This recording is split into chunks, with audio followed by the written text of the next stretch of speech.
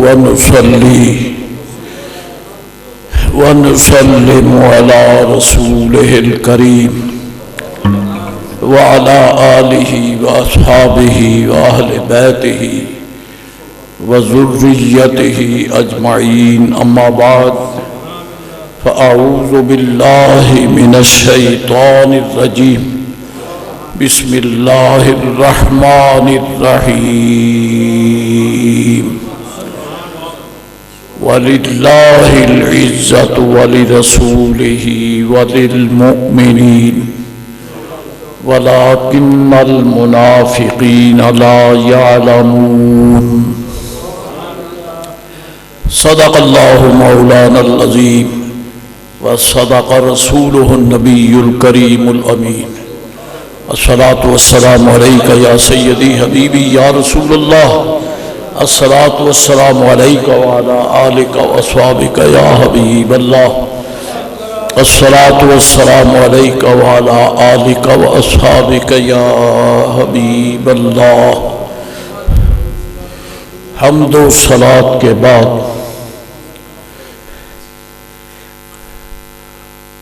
موسم کے حوالے سے ٹھنڈک ہے لیکن بے وقت نہیں ہے. ٹھنڈک کا یہی وقت ہے. قدرت نے جو موسم جس وقت کے لیے ظاہر فرمایا ہے اس کی حکمت ہے. اگر اس وقت یہ ٹھٹر اور ٹھنڈک نہیں ہوگی یہ بھی بیماری ہے، اور اگر سخت گرمیوں میں ٹھنڈ آ جائے تو وہ بھی بیماری ہے. قدرت نے جسے جہاں رکھا ہے وہ صحیح رکھا ہے، اس کا کوئی فعل حکمت کے خلاف نہیں ہے. اس کا ہر حکم ہماری ذہنی شعوری ایمانی عقیدے کی تعمیر کے لیے ہے. لیکن یہ افسوس ہے کہ قدرت نے جو موسم بنایا ہے وہ صحیح بنایا ہے، لیکن ہماری غلطیاں ہیں کہ ہمارے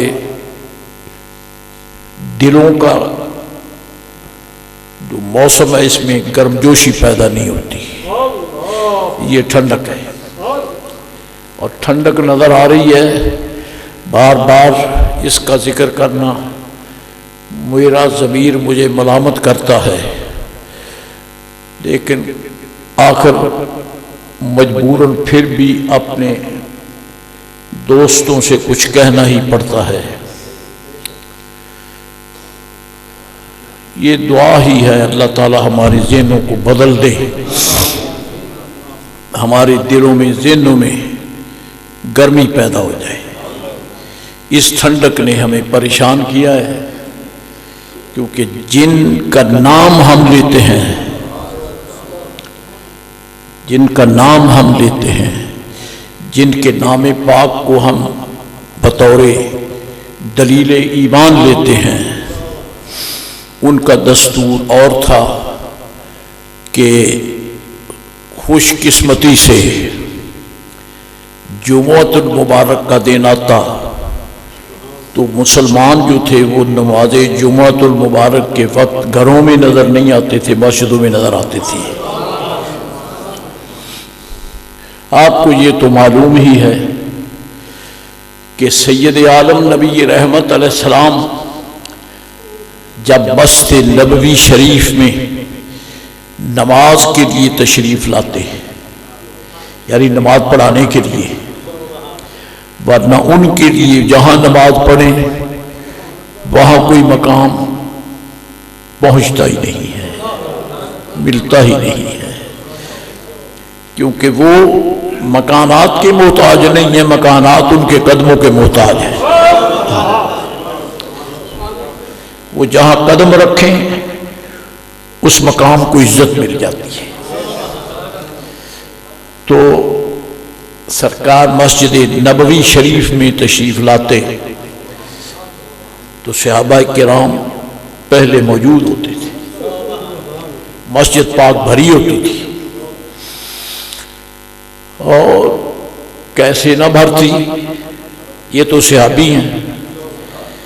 ایک مرتبہ زندگی ظاہری میں انبیاء علیہ السلام کو زندگی پاک میں حضور کے پیچھے نماز پڑھنے کا شرف بیت المقدس میں حاصل ہوا، تو وہاں بھی یہی رنگ تھا، یہی راز تھا کہ سرکار کی سواری بعد میں پہنچی.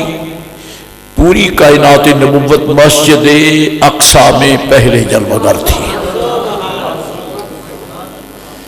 یہاں سے فارغ ہو کر سمائے اولا جو روایت فقیر نے پڑھی اس کے مطابق آپ نے ہر آسمان میں ملائکہ کو نماز پڑھائی ہے، اور جب آپ اس آسمان پہ پہنچی تو ملائکہ کی قطاریں پہلے لگی ہوئی ہیں.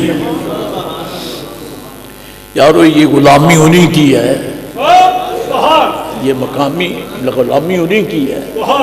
انہی کے حکم کے مطابق الحمدللہ رب العالمین ہمیں رب العزت نے جمعۃ المبارک عطا کیا ہے.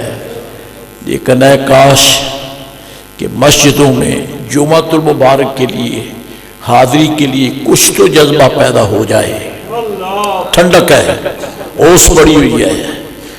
محترم وقت بہت گزر گیا ہے، تھوڑا رہ گیا ہے. وقت گزر گیا ہے، تھوڑا رہ گیا ہے. خدا را اس وقت کی قدر کیجئے، اس وقت کی قیمت کو پہچانیے. شیخ نے نقل کیا ہے کہ جمعۃ المبارک کے دن فضا میں اڑنے والے پرندے بھی اللہ تعالیٰ کا ذکر کرتے ہیں کہ جمعۃ المبارک کا دن ہے. بڑا عظیم دن ہے. تو آپ سے مسئلہ یہ چل رہا ہے آپ کی خدمت میں کہ والی بغداد غوث پاک سید الاسیاد فرد الافراد قطب الاقطاب ولی الاولیاء سید الاسیاد غوث سمدانی محبوب سبحانی شاہباز لامکانی قندیر نورانی حضرت الشیخ السید السرد محی الدین ابو محمد سید عبد القادر جیلانی الغوث العظم. آپ فرماتے ہیں کہ درجہ کمال پر اس وقت تک اللہ کا بندہ نہیں پہنچتا جب تک ان میں یہ 12 صفات نہ پائی جائیں. 2 صفتیں ذات حق کی، 2 صفات اس کی محبوب پاک علیہ السلام کی، 2 صفات صدیق اکبر کی، 2 صفات فاروق اعظم کی، 2 صفات حضرت عثمان غنی کی، 2 صفات مولا علی شیر خدا کی. یہ جب تک یہ پیدا نہیں ہوتی درجہ کمال نہیں ملتا. تو بات ایک واضح تو ہو گئی ہے، اور وہ بات یہ ہے کہ جو شے مل نہیں سکتی اس کی طلب کیسے؟ جہاں جو شے ملتی نہیں ہے اس کی طلب کیسے؟ حرم کعبہ میں تو اس لیے کائنات جاتی ہے کہ وہاں معمولات حج شریف حاصل کرنے کا شرف حاصل ہوتا ہے. گر بیت الحرم نہیں ہے، گر مطاف نہیں ہے، گر منا نہیں ہے، عرفات نہیں ہے، مزدلفہ نہیں ہے، اور گر رمی جمرات نہیں ہے، تو پھر اس کا ذکر کرنے کا مقصد کیا ہے؟ مقصد تو اس لیے ہے ہم بعد میں پیدا ہوئے ہیں، رب نے یہ نعمتیں پہلے جاری کر رکھی ہیں. تو والی بغداد جو فرماتے ہیں کہ یہ صفات حاصل کیے بغیر درجہ کمال نہیں ملتا، معلوم ہوتا ہے کہ زمین پہ رہنے والوں کو یہ کمالات ملتے ہیں. اگر نہیں ملتے تو غوث پاک کو بیان کرتے ہیں. میں قسم کھا کے کہتا ہوں غوث پاک نے اسی لیے بیان کیا ہے کہ حضرت کو یہ مقام حاصل ہے. بلکہ میں یہ بھی کہوں تو کوئی حرج نہیں ہے، 11ویں والے پیر کو قدرت نے بڑا وسیع خزانہ دیا ہے، وہ اپنے منگتوں کو ان مقامات پر پہنچا دیتے ہیں.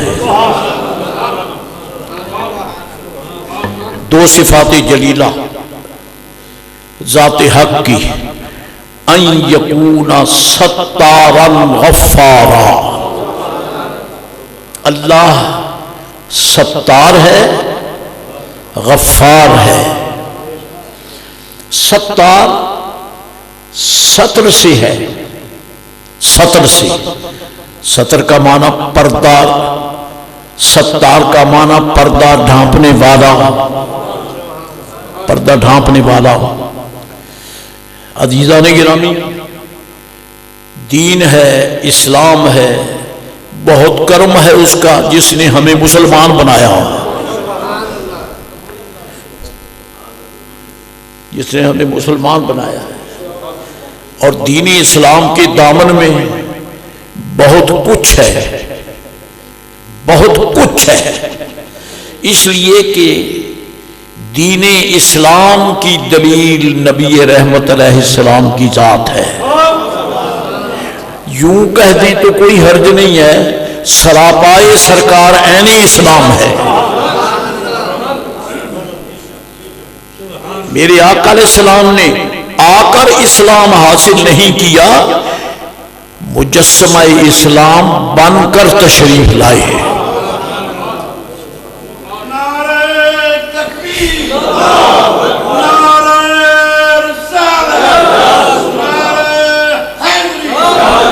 مجسمہ اسلام بن کر تشریف لائے۔ جس نے سرکار کو دیکھا سارا اسلام نظر آ گیا۔ اسلام کی ہر خوبی حضور کی ذات میں ہے، ہر ادا اسلام ہے۔ تفصیلات میں جانے کی ضرورت نہیں، آپ جانتے ہیں، اگر بیان کروں تو بھی الحمدللہ ایمان ہے، سارے درس کچھ اور بھی کہنا ہے۔ تو رب کریم نے اپنے مقربین اور مخلصین کو یہ صفات عطا فرمائی ہیں۔ غوث پاک فرماتے ہیں ان یکونا ستارا غفارا، کیونکہ رب ذوالجلال ستار ہے، غفار ہے، وہ خدا ہے، وہ الہ ہے، اور یہ نبی رحمت علیہ السلام کی امت ہے، یہ اس کے بندے ہیں۔ تو غوث پاک فرماتے ہیں کہ من کل الوجوہ، اس کی ساری صفات تو کون حاصل کرے گا؟ کچھ تو جلوہ ہونا ہی چاہیے، اتنا تو ہونا چاہیے کہ انسان رب ذوالجلال کے اسم ستار کی تجلی سے منور ہو، مزین ہو، معطر ہو، معبر ہو۔ پردہ رکھنے والا، اگر رب کریم کا اسم ستار اعظم باللہ نہیں ہوتا تو آج ہمارا پردہ نہیں تھا، ہم جانے کیا کچھ کرتے ہیں۔ لیکن جب ایک دوسرے کے سامنے آتے ہیں، محبت سے ملتے ہیں، ادب سے ملتے ہیں، نہیں معلوم کہ در پردہ اس نے کیا کچھ کیا ہے، اگر وہ ظاہر کر دیتا تو کچھ نہیں رہتا تھا، لیکن اس نے حکم دے کر پردہ بھی رکھ دیا ہے کہ سب کچھ جانتا ہوں، لیکن تمہارا پردہ میں فرشتوں کے سامنے بھی نہیں اٹھاتا، فرشتوں کے سامنے بھی نہیں اٹھاتا۔ تو جب وہ رحیم ہو کر، کریم ہو کر، رب ہو کر، متصرف حقیقی ہو کر مجھ جیسے فقیروں کا پردہ رکھتا ہے، تو پھر ہمیں حکم یہ ہے کہ تم بھی حوصلہ کیا کرو، کسی کے عیب نہ دیکھا کرو، اگر کچھ نظر بھی آ جائے تو چھپایا کرو۔ لیکن ایک وضاحت ضروری ہے، یہ صرف عمل کی بات ہے کہ اگر کسی کے عمل میں کوتاہی آ گئی ہے تو چھپ کر تنہائی میں اس کو سمجھا دو، تنہائی میں سمجھا دو، اس کو سر عام نشر نہ کرو۔ لیکن اگر کوئی گستاخ ہے، اگر کوئی بے ادب ہے تو اس کو ساری دنیا کے سامنے ننگا کرو، تاکہ ڈکیٹ کو پناہ دینے والا خود ڈکیٹ ہوتا ہے۔ ڈکیٹوں کو پناہ نہیں دی جاتی، ان کو اجاگر کرو تاکہ دنیا ان سے بچ جائے۔ دنیا اس سے پرہیز کرے اور دنیا جو ہے اپنا سامان مال اس سے بچائے. گستاخوں، بے ادبوں، ان بدبختوں کو روشن واضح کرو تاکہ سادہ لو سنیوں کا ایمان بچ جائے، کہیں ان کی گرفت میں نہ آ جائے. اس لیے امام اہل سنت نے کھنڈی تلوار نہیں، کند تلوار نہیں، تیز تلوار چلائی ہے. وہ رضا کے نیزے کی مار ہے کہ عدو کے سینہ میں غار ہے. وہ رضا کے نیزے کی مار ہے کہ عدو کے سینہ میں غار ہے، کہ اسے چارہ جوئی کا وار ہے، کہ یہ وار وار سے پار ہے. خطاکار، گناہگار، اس کو دیکھ کر نشر تو نہ کرو، البتہ اس کو تنہائی میں لے جا کر اس کی اصلاح کرو. تنہائی میں لے جا کر اس کی اصلاح کرو. اللہ تعالیٰ ستار ہے. اللہ اکبر. بعض بزرگوں کا ایک واقعہ بھی لکھا کتابوں میں. بابا جی تھے صوفی بزرگ، لیکن زندگی ایسے گزارتے تھے کہ دیکھنے والے کہتے بابے کا دماغ نہیں ہے. دکاندار جو تھا بابا، تو خریدار آیا، کھوٹا سکہ دیکھ کر کھری قیمت میں سودا لے گیا. اس نے جا کے چگلی آگے کر دی، اور وہ نکڑ پہ جو بڈھا بیٹھا ہے نا، اس کو کھرے کھوٹے کا کوئی پتہ نہیں ہے. کھوٹے پیسے سے بھی اچھا ہی سودا دیتا ہے. وہ بھی آ گیا اور بھی آ گیا. بابے کی دکانداری بڑی چمکنے لگی، سودا بہت بکنے لگا. وہ اور لے آتے جلدی اڑ جاتا، اور لے آتے جلدی اڑ جاتا. بابا جی کا آخری وقت آیا، چار پائی پہ لیٹے ہیں، رو رہے ہیں. عرض کی مولا میں کچھ نہیں تھا، جاننے کے باوجود میں نے کھوٹے سکے والوں کو میں نے نشر نہیں کیا، کھوٹے سکے والوں کو میں نے ننگا نہیں کیا کہ کہیں اس کی پردہ دری نہ ہو جائے. تو جان بوجھ کر میں اس کے سامنے بیوقوف بن گیا، اور وہ جیسے بھی کھوٹے سکے لاتے سودا میں کھرا ہی دیتا رہا. تو مولا میں تیرا بندہ ہوں، تو رب لگتا ہے. اگر تیرے بندوں کو کھوٹا سکہ لانے والوں کو میں سودا کھرا دیتا رہا ہوں تو میری زندگی کی کمائی کھوٹی ہے. اپنے کھرے کرم سے فرما دے.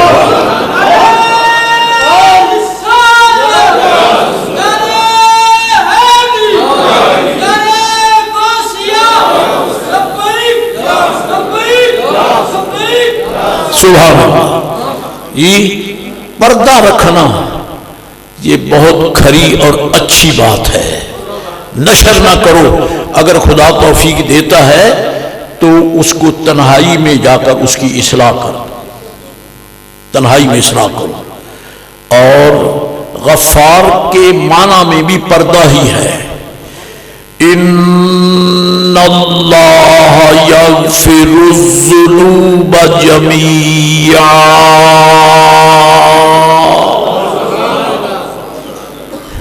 اللہ تعالیٰ ارشاد فرماتا ہے جل شانہ، قل یا عبادی الذین اسرفوا علی انفسہم لا تقنطوا من رحمت اللہ انہ یغفر الذنوب جميعا.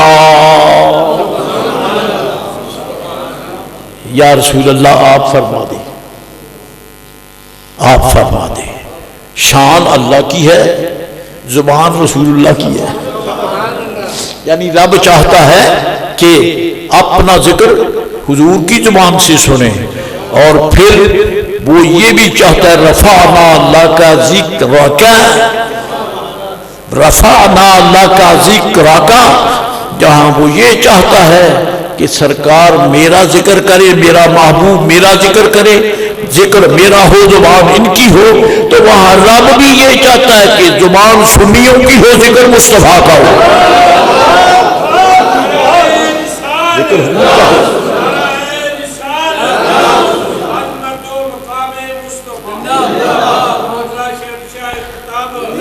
جس کی زبان پر نبی رحمت علیہ السلام کا ذکر نہیں آتا وہ خدائے بزرگ و برتر کی بارگاہ میں کبھی سرخرو نہیں ہو سکتا۔ اس کی پرسش ہے، اس کو پوچھ ہوگی، اس کا محاسبہ ہوگا۔ اس واسطے الحمدللہ اہل سنت کو قدرت نے یہ عزت بخشی ہے، یہ نبی رحمت علیہ السلام کا ذکر خیر کرتی، کیونکہ رب کریم کو وہ زبان بڑی پیاری لگتی ہے جس پر سرکار کا ذکر۔ اعلیٰ حضرت وہی آنکھ جو ان کا منہ تکے، وہی آنکھ جو ان کا منہ تکے، وہی لب کے محو ہوں نعت کے،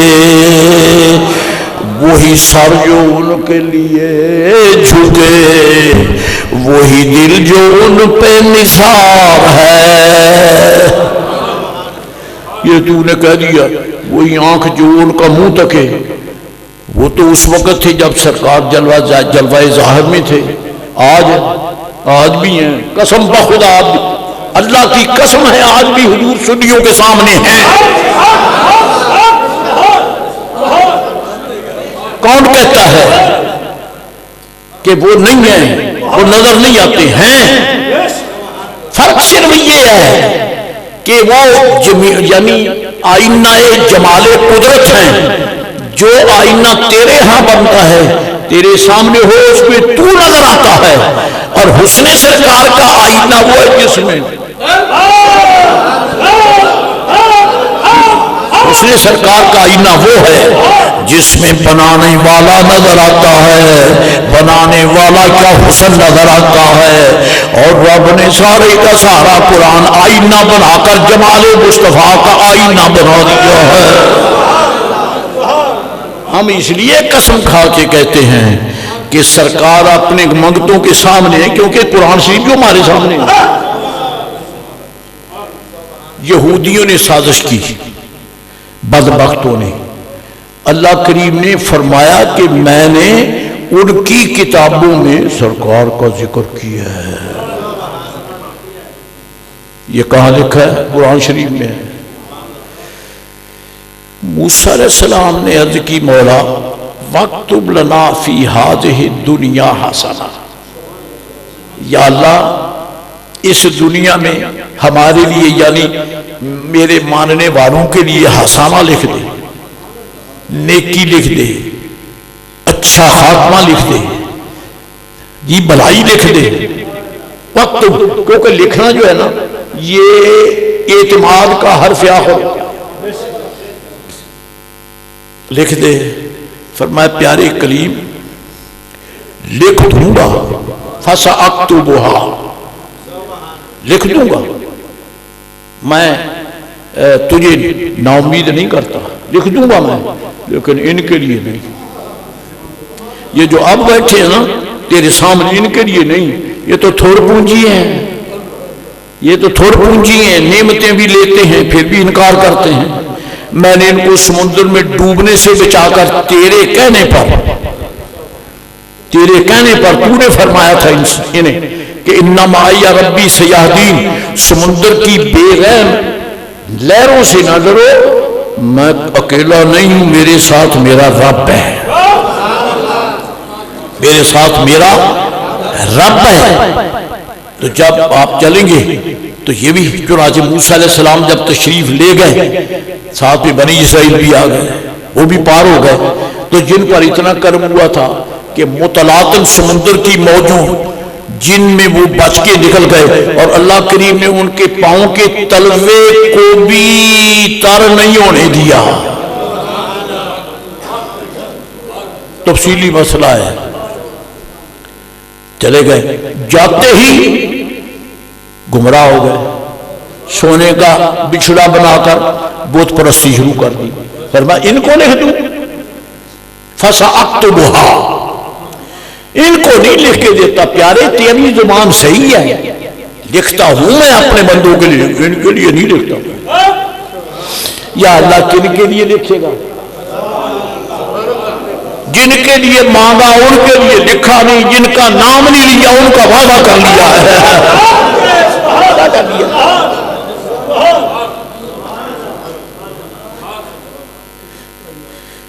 اچھا، جو مسجد شریف میں آیا کرے نا، میری ایک درخواست ہے، عورتوں کی طرح منہ چھپا کے نہ آیا کریں۔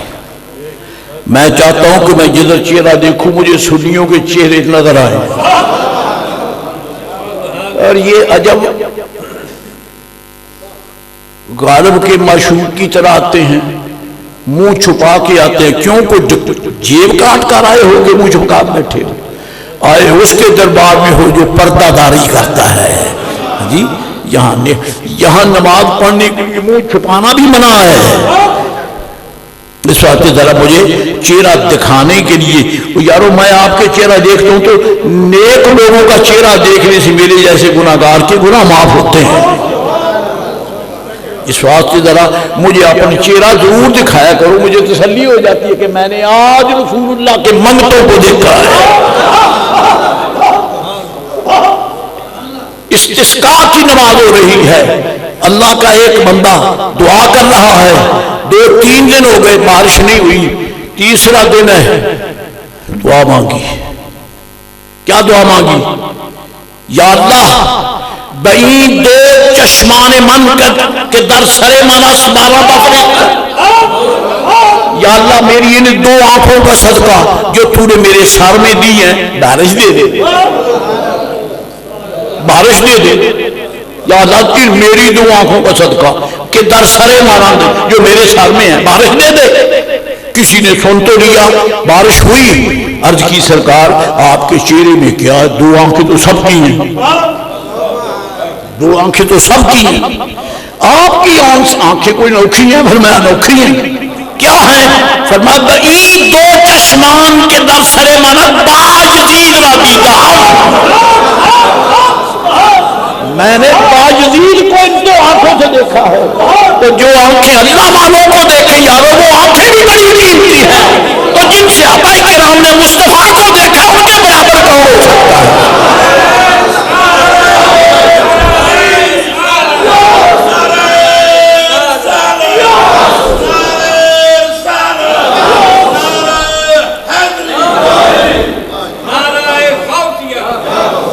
باجزید کون ہے؟ میرے آقا کے منگتوں کے منگتوں کے منگتوں کے منگتوں کا منگتا ہے، جن کے منگتوں کے منگتوں کے منگتوں کے منگتوں کا یہ مقام ہے۔ اس کریم آقا کا کیا مقام ہے؟ یہ جو 70,000 ہر روز آتے ہیں اور 70,000 شام کو آتے ہیں، یہ اگر عبادت کرنے کے لیے آتے ہیں، عبادت تو آسمانوں میں بھی ہوتی ہے، یہ خدا کی قسم ہے محمد علی کی زیارت کے لیے آتے ہیں، حضور کی زیارت کے لیے آتے ہیں۔ اللہ اکبر، اللہ اکبر۔ عزیزان گرامی قادر، یہ 2 آنکھیں خدا کرے۔ ہاں بات یہ ہے کہ وہ تو دیکھتے تھے سرکار کو، آج کیا ہو؟ فرمایا میں نے یہودی تورات کو نہ سنبھال سکے، نصارہ انجیل کو نہ سنبھال سکے، اور اہل کتاب زبور کو نہ سنبھال سکے، حضرت ابراہیم علیہ السلام کی امت صحیفوں کو نہ سنبھال سکے، اور یہ قرآن شریف کیا ہے؟ انہو لذکر لک، انہو لذکر لک، محبوب یہ قرآن تیرا ہی ذکر ہے۔ کسی کی ایسی تیسی میرا گریبان پکڑے، میں نے ترجمہ کیا، کوئی پیدا ہوا تو لاؤ میرے سامنے کہ یہ ترجمہ غلط ہے۔ انہو لذکر لک، محبوب یہ تیرا ہی ذکر تو ہے، تو پھر کہنے میں حرج ہے کہ قرآن شریف ایک آئینہ ہے جس آئینے میں حسن مصطفیٰ نظر آتا ہے۔ تو ہمیں رب کریم نے یہ قرآن کریم دیا ہے جس میں ہم جب پڑھتے ہیں تو آج بھی سرکار کا حسن مبارک اس میں نظر آتا ہے۔ الحمدللہ، اسی لیے بعض اکابر نے لکھا ہے نقل کرنے والا یوسف ابن اسماعیل نبہانی ہے، صاحب حضوری اعلیٰ حضرت کے معاصرین میں سے ہے جی۔ الدولت المکیہ بالمادۃ الغیبیہ، جو اعلیٰ حضرت سرکار نے 8 گھنٹے میں عربی میں کتاب لکھی، مکہ شریف میں بیٹھ کے لکھی، اور نجدیوں کا، خارجیوں کا، منکروں کا منہ توڑ کے رکھ دیا۔ اس پر تقریری دستخطوں میں یوسف ابن نبہانی کا نام بھی ہے۔ وہ نقل کرتے ہیں اخبار الاخیار میں، یوسف نبہانی اخبار الاخیار میں فرماتے ہیں، بعض اکابر کا ذکر کرتے ہوئے کہ انہوں نے فرمایا من لم یرا رسول اللہ، جسے رسول پاک علیہ السلام کی زیارت نہیں ہوئی، فَلْيَنْظُرْ إِلَى الْقُرْآنِ، وہ قرآن شریف نکال کے دیکھ لے۔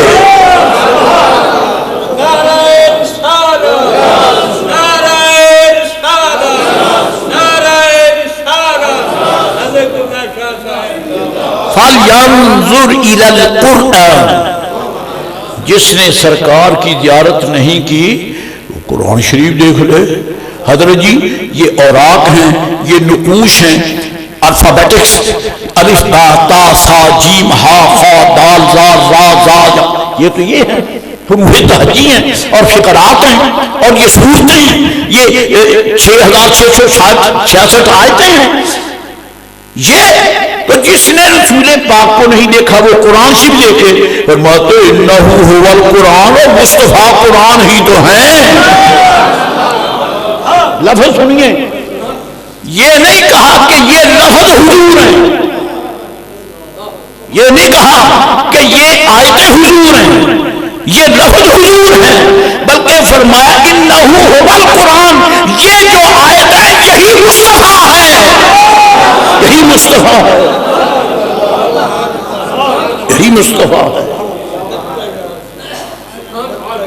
جس نے حضور کو نہیں دیکھا وہ قرآن شریف دیکھے، وہ قرآن شریف، فَإِنَّهُ هُوَ الْقُرْآنُ، بے شک وہ وہی قرآن ہی تو ہے۔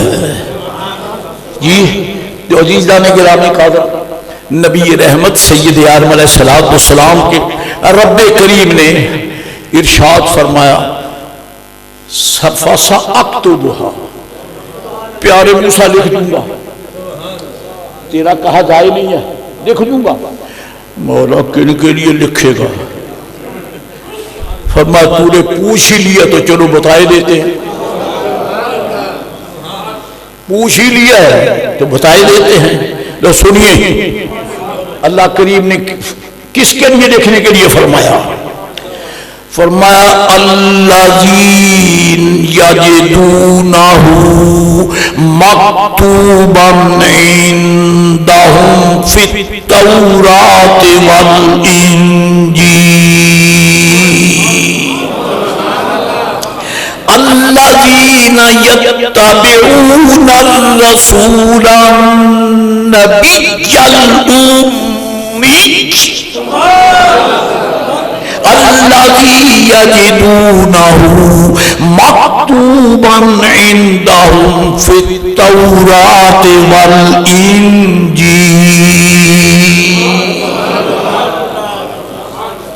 فرمایا لکھ دوں گا، کن کو؟ الذین یتبعون، ان کو لکھ کے دوں گا جن کے پیچھے پیچھے چلیں گے۔ یہ ترجمہ حضور غزالی زمان کا ہے، ان کو لکھ کے دوں گا جو میرے محبوب کے پیچھے پیچھے۔ برابری کا دعویٰ کرنے والے ملعونوں پہ خدا کی پھٹکار۔ فرماتا ہے خبردار ہے کچھ مجھ سے مانگنا ہے تو ان کے پیچھے رہو، پیچھے رہو۔ الذین یتبعون، جو پیچھے رہے، پیچھے پیچھے چلتے ہیں، کس کے؟ الرسول، رسول پاک علیہ السلام کے۔ مولا موسیٰ علیہ السلام بھی تو رسول ہیں، موسیٰ علیہ السلام بھی تو رسول ہیں۔ النبی،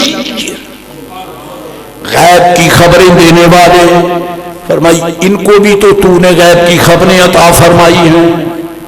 الأمی،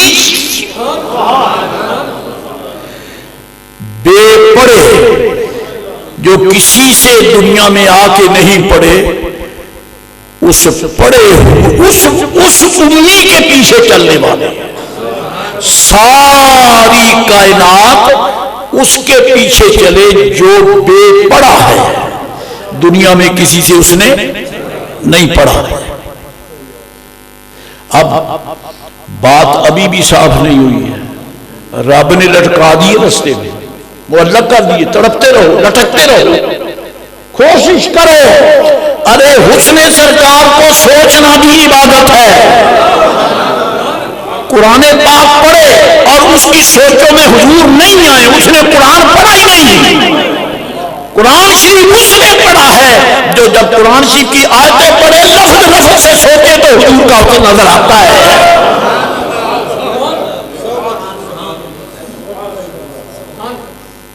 مولا وہ کون ہے؟ فرمایا الذی یجدونہ مکتوبا عندہم فی التوراۃ والانجیل،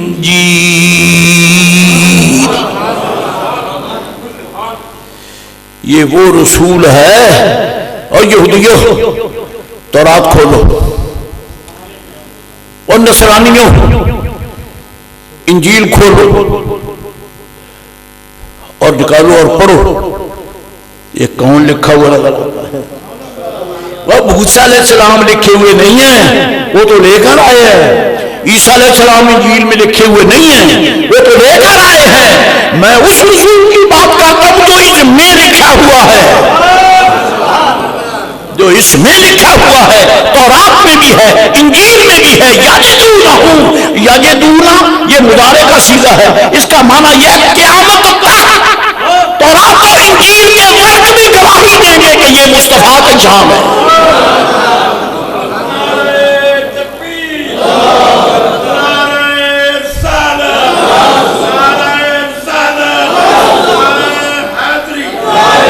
سبحان اللہ۔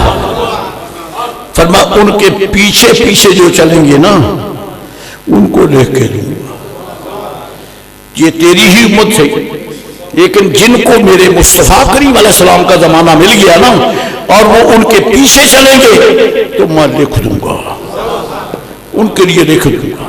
جو سرکار کے پیچھے چلیں گے تو رب چاہتا یہ ہے کہ محبوب کے پیچھے چلو، حضور کے پیچھے چلو۔ تو کہنا یہ ہے کہ رب کریم جل مجدہ العظیم نے شاہ والی بغداد غوث پاک فرماتے ہیں کہ ستار بھی ہو غفار بھی ہو، اللہ کا بندہ مقام کمال تک وہی پہنچ سکتا ہے جو ستر پوش بھی ہو اور خطا کاروں کی خطائیں معاف کرنے والا بھی ہو۔ حضرت جی یہ کون ہے؟ غوث پاک فرماتے یہ میرے اللہ کی شان ہے، یہ اللہ کی شان ہے، ستار غفار یہ اللہ کی شان ہے۔ تو جب غوث پاک فرماتے کہ اس کو اس مقام پر ہونا چاہیے تو پھر پتہ چلا نا رب کریم حضور کے غلاموں کو اپنی شان کے جلوے عطا کرتا ہے نا۔ یہ ان کے تو منگتے بشر مثلوں کو بھی نہیں لیتے، وہ مصطفیٰ کو کیسے کہہ سکتے؟ اللہ کا کامل مقرب معظم وامبر بندہ جس کو مرتبہ کمال ملتا ہے وہ ستار بھی ہے غفار بھی ہے، یہ شان الہ بھی ہے اور مصطفیٰ کے سر سے شان عبد الہ بھی ہے۔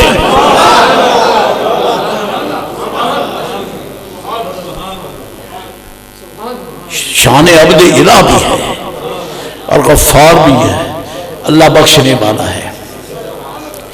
اس لیے بخشش کی دعا ضرور کیا کرو، اپنے لیے بھی میرے جیسے فقیروں کے لیے بھی، کیونکہ یہ انبیاء کی سنت ہے، یہ رسول کرام کی سنت ہے۔ اور جس کریم سے بخشش مانگتے ہو اس کا خزانہ کام نہیں ہے کہ تمہیں بخشے گا تو خزانہ خالی ہو جائے گا، نہ، اپنے ساتھ دوسرے ایمان والوں کی بخشش کو کی دعا کیا کرو، ربنا اغفر لی ولوالدی وللمؤمنین یوم یقوم الحساب۔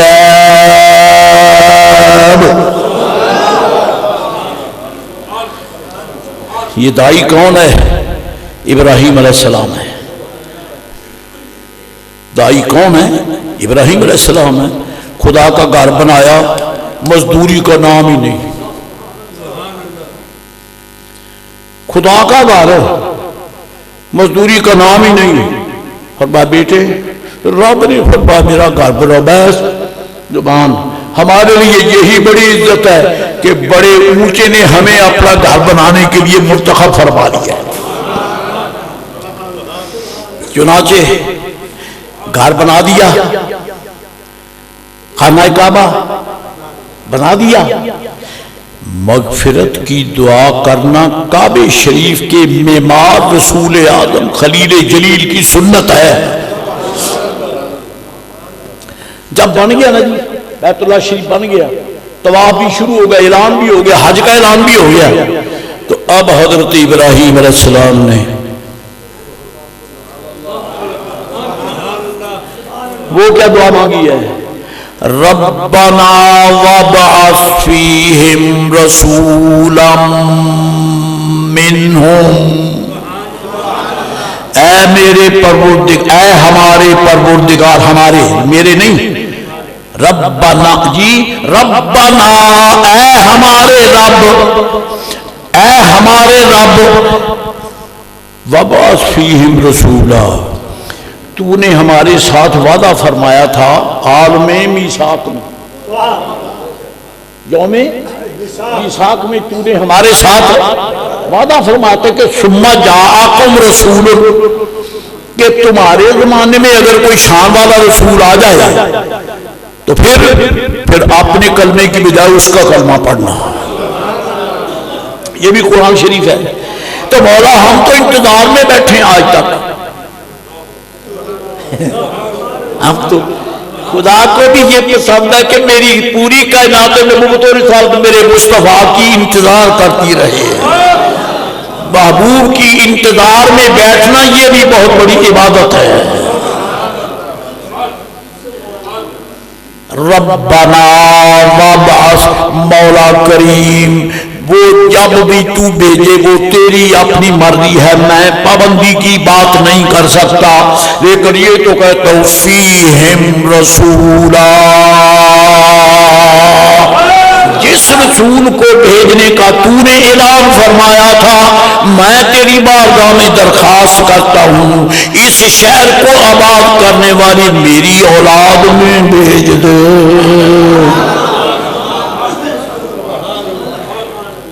میری اولاد میں، یعنی وہ جو رسول پاک ہو وہ میری اولاد میں سے ہو۔ تو میں تو اپنے ذوق کی بات کیا کرتا ہوں، پتہ نہیں آپ برداشت کرتے ہیں کہ نہیں، اگر ہمت ہے تو کہہ دیتا ہوں، نہیں تو نہ صحیح۔ کیا کہا؟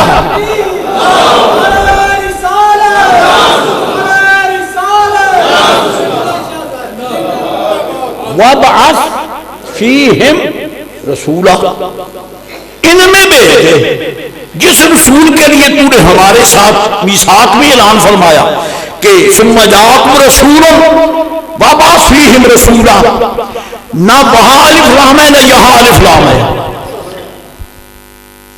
یہاں بھی الف لام نہیں ہے وہاں بھی الف لام نہیں، جب نے یہ نہیں فرمایا ثم جاءکم الرسول، نہیں، رسول تنوین ہے، اور جہاں ابراہیم علیہ السلام نے بیان کی وابعث فیہم رسولا، نہ وہاں الف لام نہ یہاں الف، مطلب کیا؟ مولا وہ تنوین والا رسول جس کی تو نے ہمیں فرمایا تھا کہ آئے گا، اس رسول کو میری اولاد میں دے۔ پھر مجھے کہنے میں کوئی ڈر نہیں ہے کہ ابراہیم علیہ السلام نے وہ مانگا کہ خدا کا خزانہ خالی کر دیا۔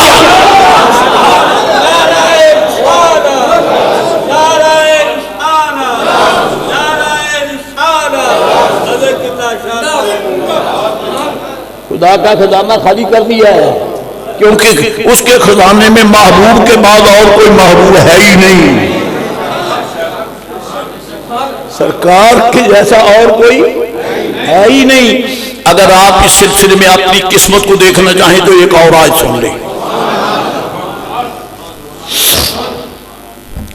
فرمایا ثم جاءکم رسول، میرے رسولو جب میں تمہیں رسالت کا تاجدید نبی بنا دوں، کسی کے زمانے میں رسول آ جائے،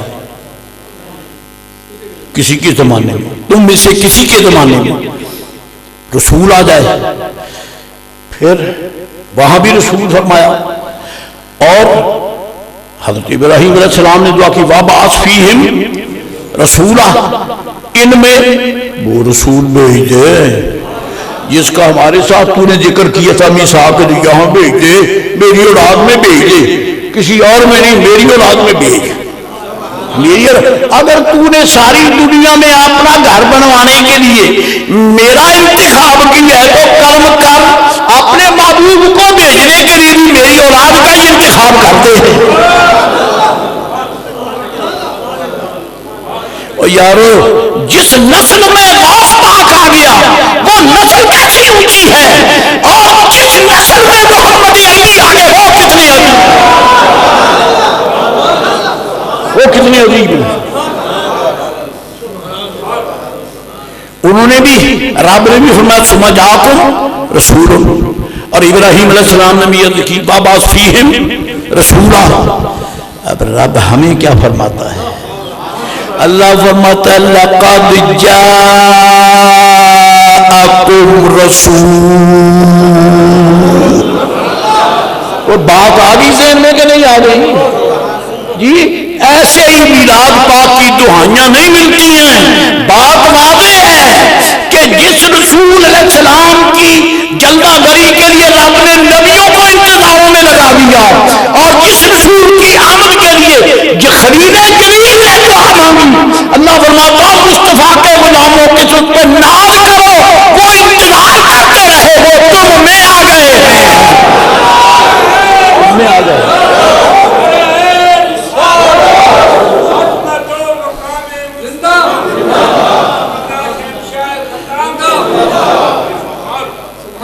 وہاں فرمایا ثم جاءکم، پھر تشریف لے آئیں رسول، پھر تشریف لے آئیں رسول، ثم جاءکم رسول۔ اگر توجہ ہے تو میں ایک لفظوں پہ بحث کرنا چاہتا ہوں، یہ قوم جو ہے نا ثم جاءکم رسول، اس قوم کا خطاب کن سے ہے؟ سارے نبیوں سے، کیونکہ پورا عالم ارواح انبیاء رب ذوالجلال نے اکٹھا کر لیا اس میثاق میں، میثاق کئی ہوئے ہیں، اس میثاق میں جہاں محبوب کی آمد کا ذکر ہے، میرے نبی اکٹھے کیے اور کسی کو آنے نہیں دیا، اولیاء کی ارواح نہیں، انبیاء کی، رسول کرام کی۔ کیا فرمایا ثم جاءکم رسول، پھر تمہارے پاس رسول آ جائے، اور ہمیں کیا فرماتا لقد جاءکم رسول، وہاں قوم سے مراد نبی ہیں، یہاں قوم سے مراد محمد عربی کے منگتے ہیں۔ سرکار کی امت کی کتنی شان ہے کہ سارے نبی انتظار کرتے گئے، حضور خیر آئے، ہم ابھی پیدا نہیں ہوئے، اللہ بتا خوشیاں مناؤ، وہ رسول تم میں آ گیا۔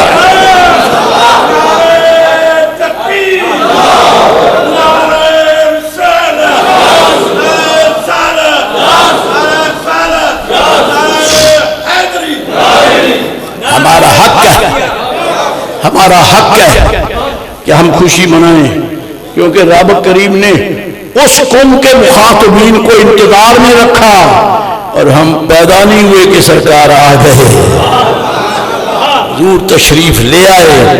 خانہ کعبہ اس لیے نہیں جھومتا معاذ اللہ کہ زلزلہ آ گیا ہے، اس لیے جھومتا ہے کہ مصطفیٰ آ گئے ہیں، سرکار آ گئے، سرکار آ گئے ہیں، اس لیے جھومتا ہے کہ مجھے بنانے والے خلیل جلیل نے جس کے لیے دعا کی تھی وَبَعَثَ فِيهِمْ رَسُولًا، وہ محبوب ان میں آ گیا، یہ اسی کی اولاد تو ہے، کسی کی اولاد تو ہیں الحمدللہ رب العالمین۔ ابراہیم علیہ السلام نے دعا کی ربنا اغفر لی ولوالدی وللمؤمنین یوم یقوم الحساب۔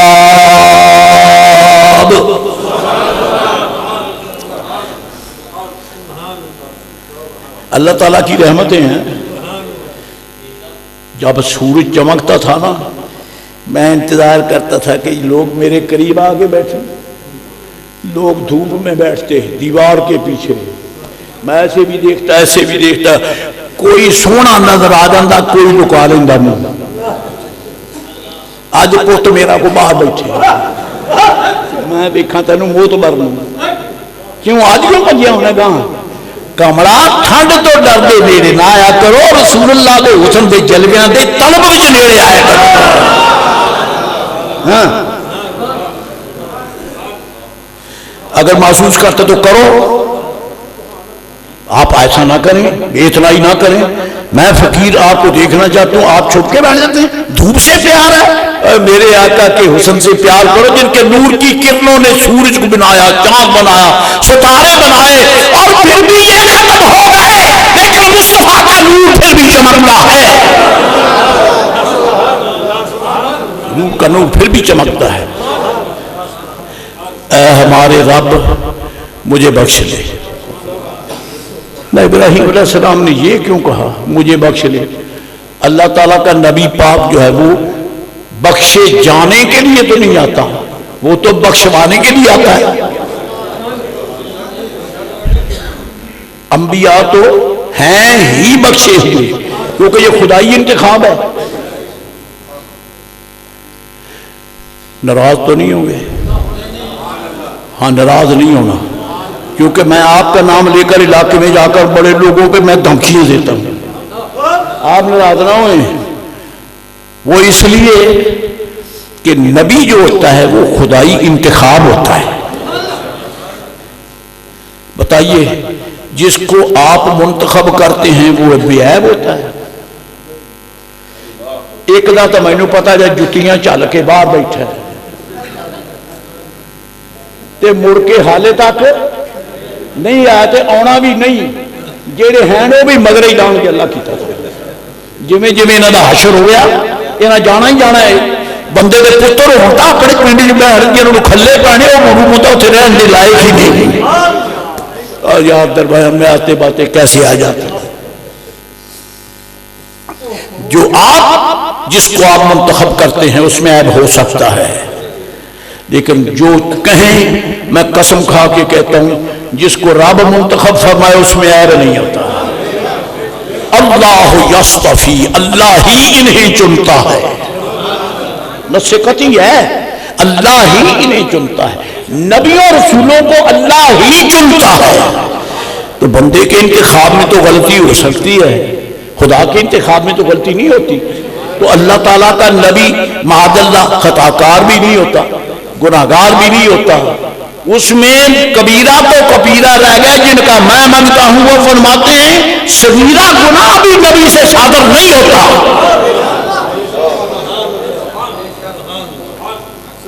صغیرہ بھی نہیں ہوتا کیونکہ یہ خدائی انتخاب ہے۔ اب خدا کے انتخاب میں اگر غلطی ہوگی تو بات آگے نکل جائے گی، پھر تو معاذ اللہ خدا کو کیا کہو گے؟ جس کے انتخاب میں غلطی ہے تو منتخب کرنے والا کیا ہے؟ اللہ بچائے۔ ابراہیم علیہ السلام نے کیا عرض کی؟ یا اللہ مجھے بخش۔ اپنے لیے کیوں فرمایا؟ ایک تو وجہ یہ ہے کہ جب بھی کسی کے لیے بخشش کی دعا کرو یہ نہ کرو یا اللہ اس کو بخش لے، اس کو بخش لے، اس کو بخش لے۔ مرید کہتا ہے پیر و مرشد سے حضور میرے لیے بخشش کی دعا، تو پیر سے یہ نہ کہے کہ یا اللہ اس کو بخش لے۔ ابراہیم علیہ السلام فرماتے پہلے اپنے لیے کہ یا اللہ مجھے بخش لے، اپنے لیے پھر کسی اور کے لیے، پھر کسی اور کے لیے۔ اس میں اصل وجہ یہ ہے کہ ہم جب بھی کسی کے لیے بخشش کی دعا کریں تو اپنے لیے پہلے کریں، وجہ یہ ہے کہ جب اپنے لیے دعا کی بخشش کی تو ایٹ دی اسپاٹ اسی وقت وہ اللہ کی بارگاہ میں قبول ہوتی ہے. خدا وعدہ نہیں کرتا کہ کر لوں گا بخش دوں گا نہ. قرآن شریف پڑھو اللہ فرماتا ادعونی استجیب لکم،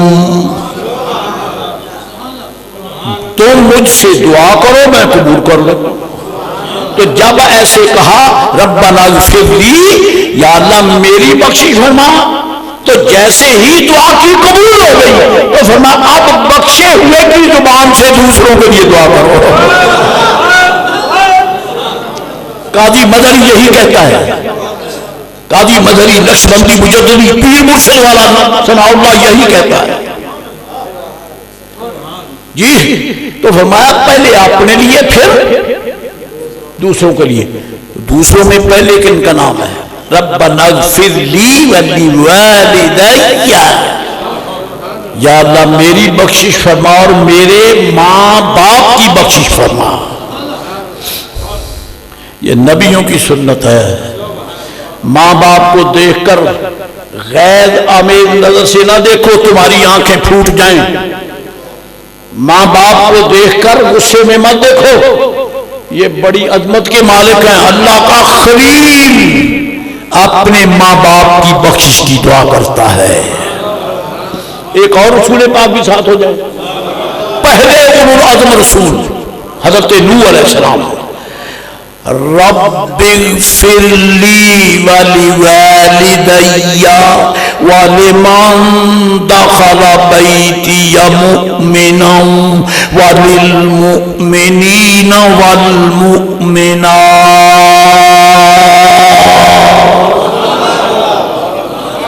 رب اغفر لی، یا اللہ میری بخشش فرما. انہوں نے ربنا نہیں کہا. اب کس کس لفظ پہ بحث کروں؟ ٹائم ہو تو کروں، وقت نہیں ہے اس لیے سارے الفاظ پہ بحث تو نہیں ہو سکتی.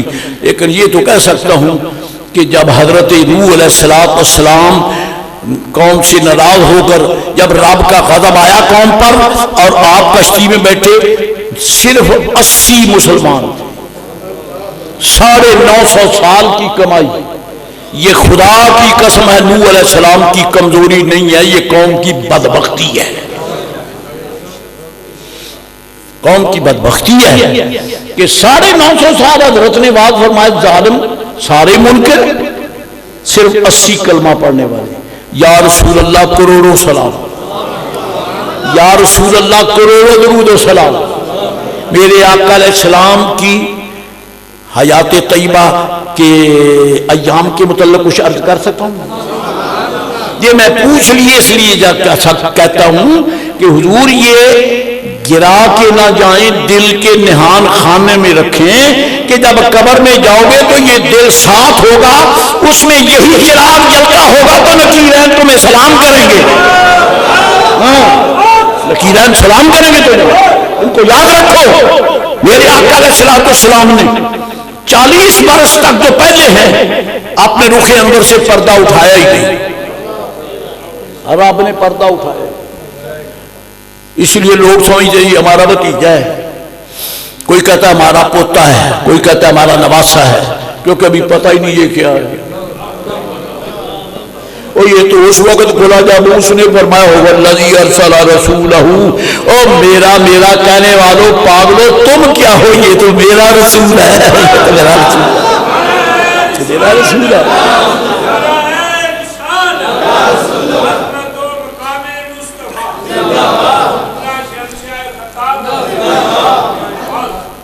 تو سید عالم نبی محترم صلوات اللہ تعالی وسلامہ علیہ حضور کی نسبتوں نے تابانیاں بخشی ہیں. تو عرض یہ ہے کہ رب ذوالجلال نے قرآن شریف میں فرمایا کہ نوح علیہ السلام نے دعا کی یا اللہ میری بخشش فرما. اس کا معنی وہی ہے جو پہلے بیان کر گیا ہوں، وَلِوَالِدَيَّ، اور میرے ماں باپ. پھر والے یہیں پر نہیں، ابراہیم علیہ السلام نے تو یہ عرض کی نہیں یا اللہ ہماری بخشش فرما، والدین کی بخشش فرما، وللمؤمنین، اور قیامت تک کے ایمان والوں کی بخشش فرما۔ یہ بڑے کریم ہوتے ہیں، گھر کی گھر نہیں رکھتے، تقسیم کرتے ہیں، میری بخشش فرما، میرے ماں باپ کی بخشش فرما، اور قیامت تک کے ایمان والوں کی بخشش فرما۔ معلوم ہوا ایمان والوں کی بخشش کی دعا کرنا یہ رسولوں کی سنت ہے۔ تو پھر آگے کیا؟ نوح علیہ السلام نے ذرا اور وضاحت کر دی، وَلِمَنْ دَخَلَ بَيْتِيَ مُؤْمِنًا، یا اللہ جو میری حویلی میں آئے پر ہو مسلمان، میری حویلی میں آئے ہو مسلمان، وَلِمَنْ دَخَلَ بَيْتِيَ مُؤْمِنًا، میری حویلی میں آئے ہو مسلمان، اس کو بھی بخش دے۔ معلوم ہوا اور نبی ولیاں دے ویڑے آن والا بھی خالی نہیں رہتا۔ الحمدللہ۔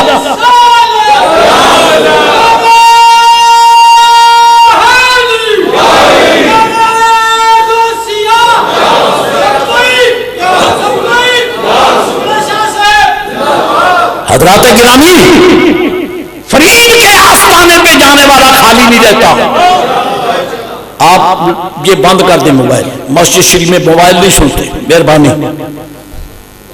آپ تو ماشاءاللہ دانشہ مار ہوتے ہیں، لیکن یہ کیا تماشا ہے؟ فرید پاک کے آستانے پہ آنے والا خالی نہیں رہتا، کیونکہ نبوت کا فتویٰ یہ ہے وَلِمَنْ دَخَلَ بَيْتِيَ مُؤْمِنًا، یا اللہ جو ایمان والا ہو کر میرے دروازے پر آ جائے اس کو بھی بخش دے۔ تو یہ تو نبی ہیں، یہ تو رسول ہیں، تو میں ذرا حضور کے منطق کی بات نہ کر دوں کہ وہ بھی ان کے فیض سے فیض یاب ہے۔ وہ کون ہے؟ وہ میرا وادی بغداد 11ویں والا پیر ہے، وہ غوث پاک ہے، غوث پاک ہے۔ کیا فرماتے ہیں؟ فرمایا ایما امرئ من المسلمین، جو بھی مسلمان عبر علی باب مدرستی، جو میرے مدرسہ کے دروازے سے آگے سے گزر گیا، ابھی داخل نہیں ہوا، داخل نہیں ہوا، عبرہ جس نے عبور کر لیا، عبرہ علی باب مدرستی بہجت الاسرار قلائد الجواہر جواہر البحار، جناب محترم حضرت شیخ محقق کی اخبار الاخیار اس میں ہے، اور جواہر قلائد الجواہر کا فقیر نے ترجمہ بھی کیا ہے۔ الحمدللہ۔ کیا فرماتے ہیں غوث پاک؟ ایما ابراہیم من المسلمین، اسلام شرط ہے، یہ نہیں ہے کہ کوئی کتا گزر جائے تو، کوئی یہودی بھی غیرت گزرے، کوئی عیسائی گزرے، کوئی بے ایمان گزرے، کوئی گستاخ، نہیں نہیں، ایما ابراہیم من المسلمین، جو مسلمانوں میں سے میرے دروازے کے آگے، میرے مدرسے کے دروازے سے، خفف اللہ علیہ یوم القیامہ، اللہ تعالیٰ قیامت میں اس پر بھی رہائی فرما لے۔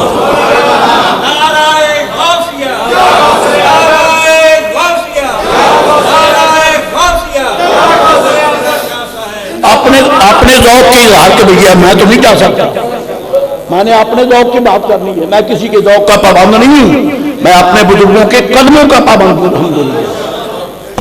حضرت نے کیا فرمایا؟ عبرہ علی باب مدرستی، جو میرے مدرسہ کے دروازے سے آگے سے مسلمان، تو مدرسے میں کون پڑھتے ہیں؟ دوسیار۔ تو نہیں پڑھا تو جو پڑھتے ہیں ان کو تو نے دیکھا ہی ہے، مدرسہ میں وہ پڑھتے ہیں جو طلباء علم ہیں، طالب علم ہے نا، وہی پڑھتے ہیں نا۔ تو غوث پاک نے کے اشارے سے معلوم ہوتا ہے کیا نکلتا ہے؟ وہ جو غوث پاک کے دروازے پہ آ گیا اس کا تو کہنا ہی کیا ہے، اور جس دروازے جس گھر میں میرے منگتے علم پڑھنے کے لیے آئے ہیں، جو اس کے آگے سے گزر گیا، یا اللہ معلوم وہ بھی نہ رہے۔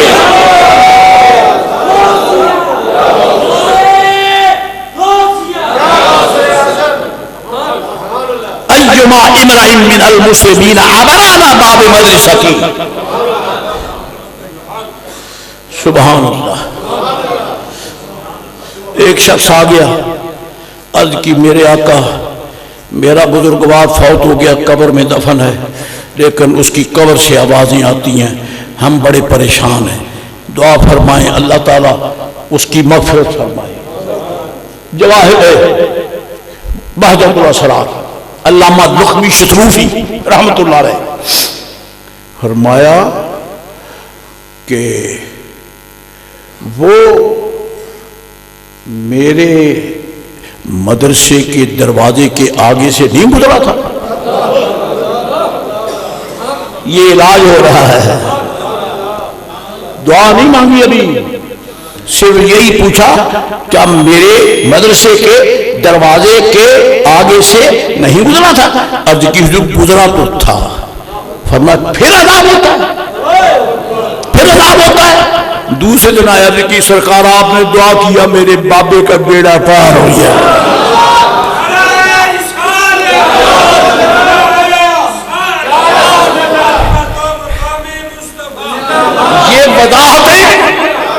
یہ وضاحتیں حضرت نوح علیہ السلام کی دعا ہی کی تفسیر ہے.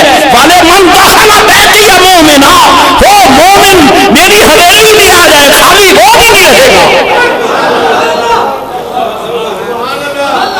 پتا چلا جس کی بخشش نہیں ہوگی وہ ولیوں کے آستانے کے قریب آتا ہی نہیں ہے. یہ امتیاز ہے. ربنا اغفر لی ولوالدی ولمن دخل بیتی مؤمنا وللمؤمنین والمؤمنات. یا اللہ جو میری حویلی میں آ گئے ایمان والے ان کو بھی بخش دے، اور جو بعد میں آئیں گے وہ خالی نہ رہیں، قیامت تک ایمان والے مرد و عورتوں کو بھی بخش دے. اللہ کی قسم ہے نبیوں کی نگاہ ایمان والوں پر ہے. وہ جب بھی اپنے دور میں دعا کریں ایمان والوں کو ساتھ رکھتے ہیں اور یہ کہے بغیر میں نہیں جاتا. یہ مومنین کون ہیں؟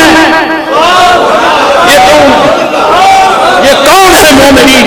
کسی کو سمجھ نہیں آتی تو نہ صحیح، لیکن میں تو یہی سمجھا ہوں یہ مومنین کون ہیں جن کے لیے رحمت میرے نبیوں تم میں سے کسی کے زمانے میں محبوب آ جائے تو تم اس پر ایمان لانا. پتا چلا مصطفیٰ پہ ایمان لانے والوں کی بخشش کی دعا ہو رہی ہے.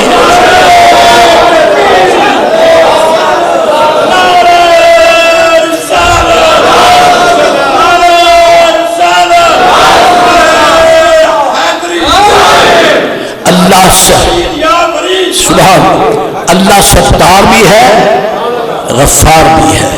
کاملین میں یہ صفات بھی ہوتی ہیں اور دو صفتیں سرکار کی بھی ہونی ہیں. وہ کیا ہے؟ وہ ہے شفیق رفیق. شفیق رفیق. اب ان پہ بات کروں تو نماز اثر آ جائے گی. اس وقت انشاءاللہ مولا تعالیٰ توفیق الہی سے اس پہ گفتگو پھر ہوگی. وآخر دعوانا الحمدللہ رب العالمین وما علینا